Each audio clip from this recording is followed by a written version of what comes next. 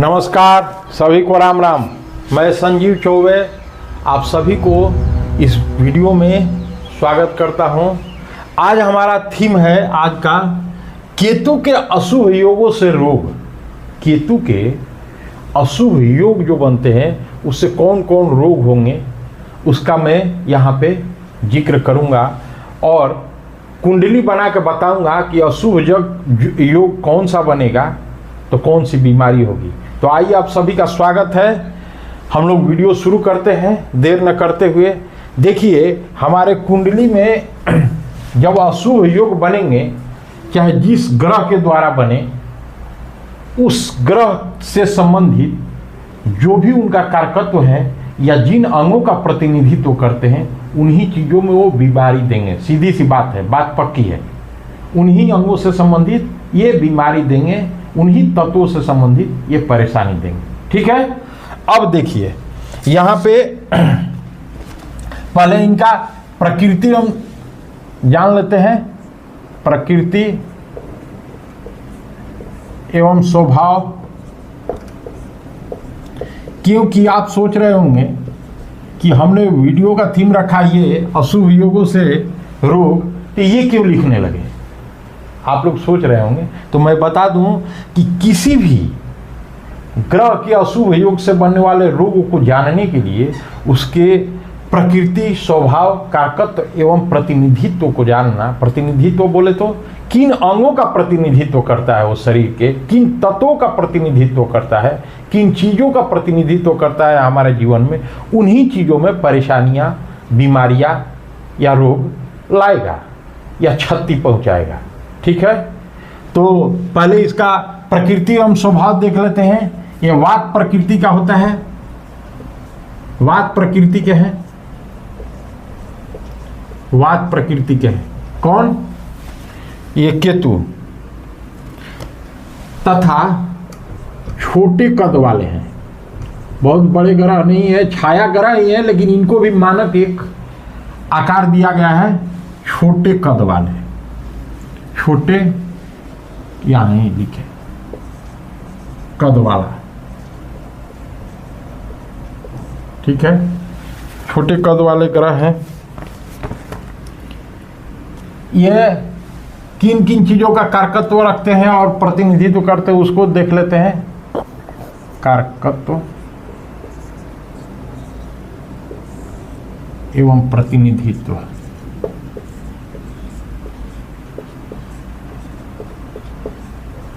आप लोगों को बहुत एक विशेष बात केतु के बारे में मैं बता दूं कि केतु जो है ना, रियल मोक्ष का कारक अगर है तो गुरु नहीं है। जी हाँ, ये बहुत सीक्रेट चीज बता रहा हूं आप लोग। रियल मोक्ष जो अंतर्ध्यान आदमी ध्यान में खो करके साधना करता है, जो आंतरिक शक्ति को जागृत करता है, ज्ञान को जागृत करता है ना, वही केतु है। और जब केतु की महदशा चली तो मैं एक आदमी को देखा कि वो पूजा पाठ विशेष रूप से करने लगा। उसको कोई गुरु नहीं सिखाया कि तुम करो, लोगों के प्रति करूँगा, विचार में मतलब सदगति आने लगी, जीवन में सदगति आने लगी। तो मैं पहले पढ़ा था किसी आचार्य के द्वारा लिखा हुआ चीज़, ऐसे 2-3 आचार्य के द्वारा लिखा हुआ मैं बुक्स में ये पाया हूँ, और उनका अपना पर्सनल एक्सपीरियंस भी कहता है कि असली जो मोक्ष का कारक है वो केतु है, गुरु नहीं है। गुरु का भी योगदान है, इनडायरेक्टली है, क्योंकि ज्ञान है गुरु। खैर, तो ये कारकत्व एवं प्रतिनिधित्व जान लेते हैं। क्या क्या इनका कारकत्व है। वात, रक्त, बेसिकली ये रक्त के है नहीं, लेकिन रक्त से इनका भी ताल्लुकात है अप टू सर्टेन एक्सटेंट, कुछ सीमाओं तक।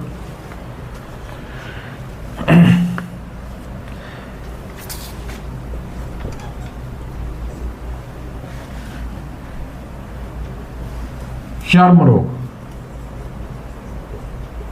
राहु का भी चर्म रोग में कारकत्व है, इनका भी। ठीक है। अब राहु में क्या है कि चर्म रोग होगा तो खून निकलेगा, इनका वाला जो चर्म रोग होगा उसमें खून नहीं निकलेगा। तरह तरह के चर्म रोग होते हैं।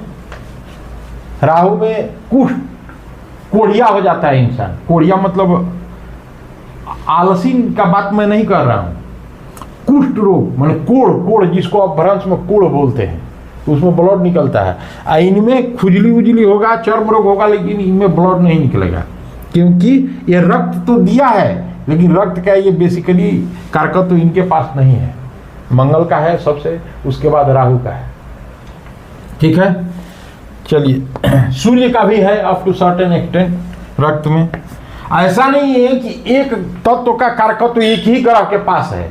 हाँ, कुछ तत्व है जिसका कारकत्व 80% 90% माने डोमिनियन है उस ग्रह का। तो इसका मतलब ये नहीं कह सकते कि होल एंड सोल डोमिनियन उसी का है।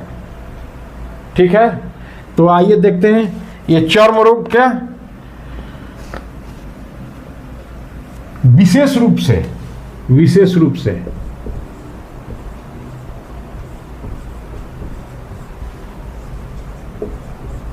प्रभावित करते हैं। इनका कारकत्व तो रखते हैं या प्रभावित करते हैं, एक ही बात हुआ। जिनका कारकत्व तो रखेंगे उसी तत्व को या उसी अंग को प्रभावित करेंगे, सीधी सी बात है। अब देखते हैं, ये तो अशुभ योग होगा तो ये बीमारी देंगे। अशुभ योग ये भी मैं बताऊंगा कुंडली बना के कि किस तरह से अशुभ योग बनेगा। तो ये बीमारी कौन सा देंगे, किस अंग से संबंधित, किस तत्व से संबंधित। ठीक है, अभी हम देखते हैं कि ये अगर शुभ रहेंगे तो क्या करेंगे। बलि रहने पे, बलि होने पे, मैं पहले जो बताया ना, एक बलि होने पे, बलि कब होता है ग्रह जब अच्छा रहेगा स्थिति में, अशुभ स्थिति में नहीं रहेगा तो उस समय जो उनका ये है मोक्ष का, वैसा आपको कर देंगे ना कि आप पूजा साधना परोपकार साधु संगति। साधु मतलब वेश वाला साधु नहीं, सिर्फ वेश बना दिया दाढ़ी बना दिया, दैट इज नॉट साधु। साधु विचार से होता है, वो क्या पहना है ये मैटर बाद में करता है, विचारों से साधु होता है। तो वैसे विचार ला देगा वो। और घर से दूर रहना, केतु जो शुभ केतु जब हावी होते हैं तो संन्यास भी ले लेता है इंसान, उसमें और भी ग्रह का गुरु का भी सहयोग चाहिए। ठीक है, अब देखते हैं बलवान होने पे क्या क्या करेगा। बलि होने पे, बलि या बलवान, शरीर में फुर्ती, श्रम शक्ति बढ़ेगा। तो श्रम शक्ति बढ़ेगा यानी फुर्ती आएगी तभी तो बढ़ेगा। संघर्ष शक्ति भी बढ़ेगी, संघर्ष शक्ति। ये बलि रहेंगे, अच्छे रहेंगे तब क्या, ये मैं बता रहा हूं। प्रतिरोधक शक्ति,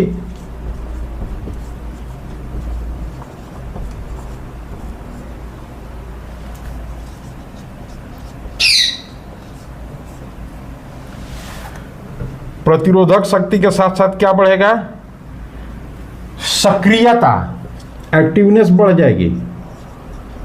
लेकिन राहु में भी बढ़ता है, राहु का टिकता नहीं है। राहु का जो आउटपुट आएगा वो टिकेगा नहीं, क्योंकि अनजस्टिफाइड बेस पे आएगा, न्यायोचित नहीं रहेगा। लेकिन इनका जो सक्रियता आएगा और इनका जो आउटपुट मिलेगा, आप लोग जानते ही हैं। अब उस कहानी के पीछे नहीं जा रहा हूं कि वो जो अमृत पी लिया था वो राक्षस, और श्री हरिनारायण ने उसका 2 भाग कर दिया।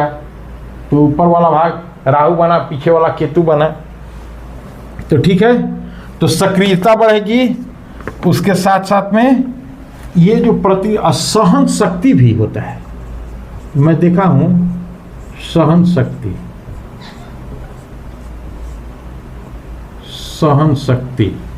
सहन शक्ति भी बढ़ती है। ये तो बलि होने पे ये करेंगे। आप लोग स्क्रीनशॉट चाहे तो ले सकते हैं, मैं इसको इरेज करने वाला हूं।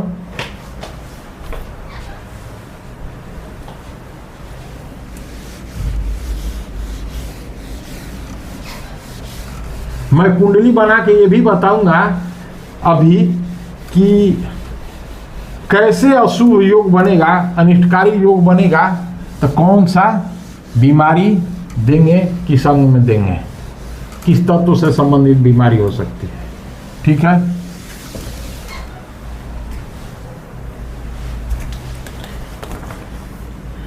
अब देखिए, जब ये अनिष्टकारी होंगे या अशुभ योग होगा, अशुभ योग होगा, अशुभ योग होगा तो बीमारी देंगे निश्चित तौर से, या हानि पहुंचाएंगे। तो किस चीज में और किस तत्वों से संबंधित, जिन तत्वों से संबंध रखते हैं, कारकत्व है, जिन अंगों का प्रतिनिधित्व करते हैं, उन्हीं अंगों में बीमारी देंगे, उन्हीं तत्वों में कमियां लाएंगे। ठीक है, क्या क्या लाएंगे? शरीर में सुस्ती, अच्छा रहेंगे तो फुर्ती देंगे, शरीर में सुस्ती,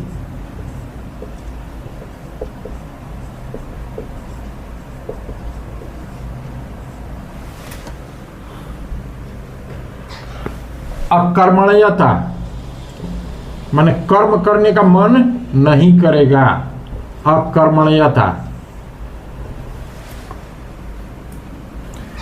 शरीर में चोट वगैरह लग सकता है,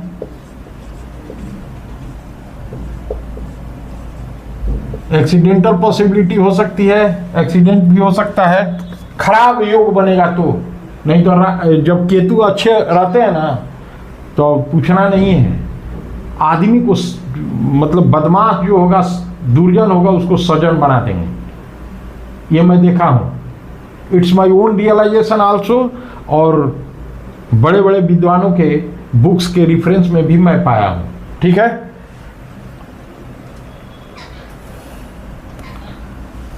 घाव भी हो सकता है, मैं बताया ना स्किन का इशू, तो स्किन के इशू में घाव होगा। चर्म रोग, क्योंकि चमड़ा से संबंधित बीमारियों को देते हैं, चर्म रोग होगा।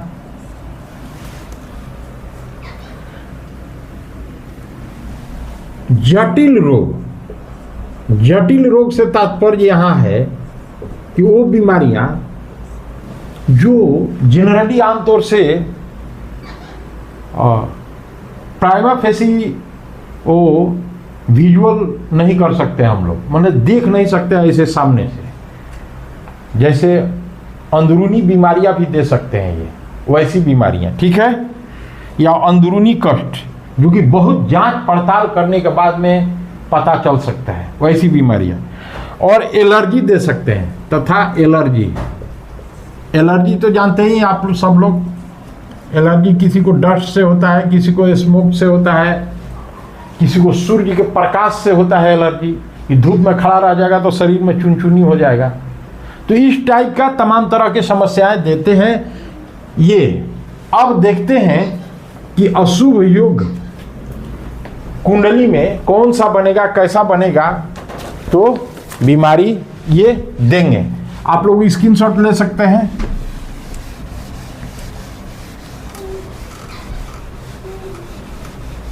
अब मैं हॉरोस्कोप बना रहा हूं एक, उसमें दिखाऊंगा कि कौन सा अनिष्टकारी या अशुभ योग बन रहा है।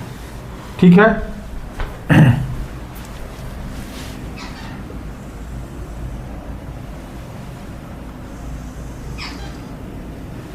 आप लोगों को मेरी वीडियो पसंद आए तो काइंडली सब्सक्राइब एवं लाइक करें, शेयर करें। It's a humble appeal to all of you.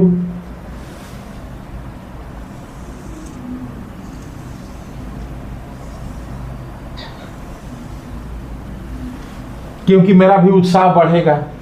चलिए, ये वृष लग्न का मैं एक कुंडली बना रहा हूं।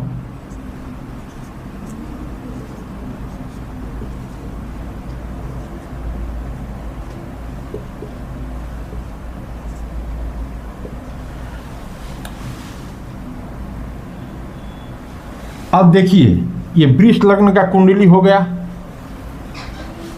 अब मान लीजिए कि अगर केतु तिरिक भाव में से किसी भाव में बैठ गया, मान लीजिए कि यहीं पे केतु बैठ गया,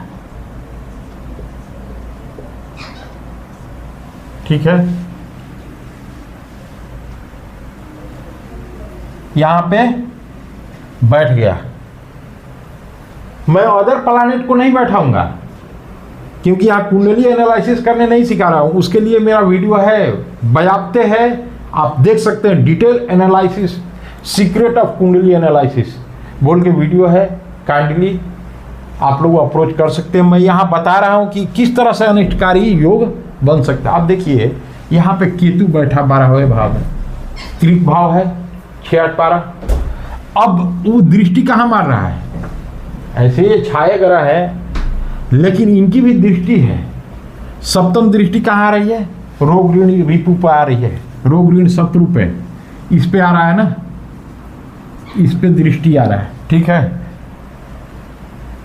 अब इस पे दृष्टि आ रहा है और मान लीजिए कि जब यहां पे दृष्टि पड़ेगा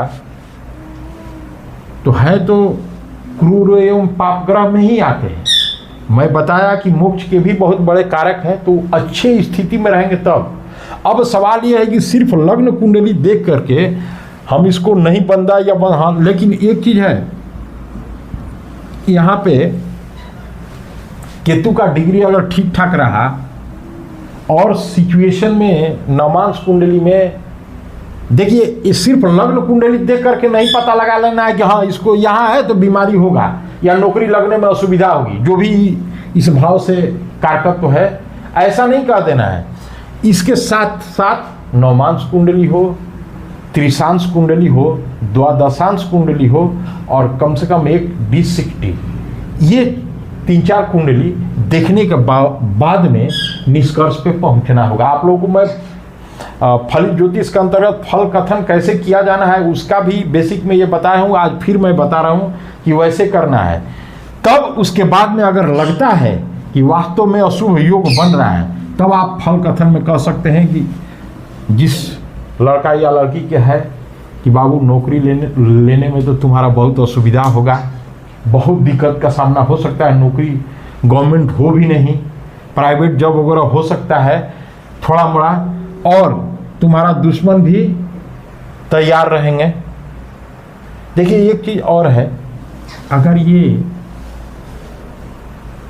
गुरु की राशि में केतु अगर रहे या और कोई शुभ ग्रह, चंद्रमा में तो उतना करिश्मा नहीं दिखाते हैं, लेकिन अगर यही लग्न में बैठे रहते ना तब बहुत हद तक सही रहते। मैं अगर कुंडली एनालिसिस पॉइंट ऑफ व्यू से बता रहा हूँ तो अशुभ योगों को अभी छोड़ दिए, अगर ये तो ये अच्छा परिणाम देते, लेकिन ये मेष राशि में है, मंगल पाप एवं क्रूर ग्रह है। पाप एवं क्रूर ग्रह तो ये भी है, कहने को है, सिर्फ इनको एडजेक्टिव मिल गया है, लेकिन वास्तव में ये पाप एवं क्रूर ग्रह है नहीं। ये इतना बढ़िया प्लैनेट है कि अगर शुभ पोजीशन में हो तो इंसान को मतलब रियली सात्विक प्रवृत्ति का बना देंगे, हर तरह से परिपूर्ण, ठीक है। तो ये रोग ऋण शत्रु को बढ़ाएंगे यहाँ पे, ठीक है। और तमाम ये जो मैं 3-4 कुंडलियों को बताया उसके मद्देनजर आप लोग फल कथन कीजिएगा और निष्कर्ष लीजिएगा। और फिलहाल के लिए अभी इतना ही, फिर मिलते हैं किसी नेक्स्ट वीडियो में, तब तक के लिए नमस्कार।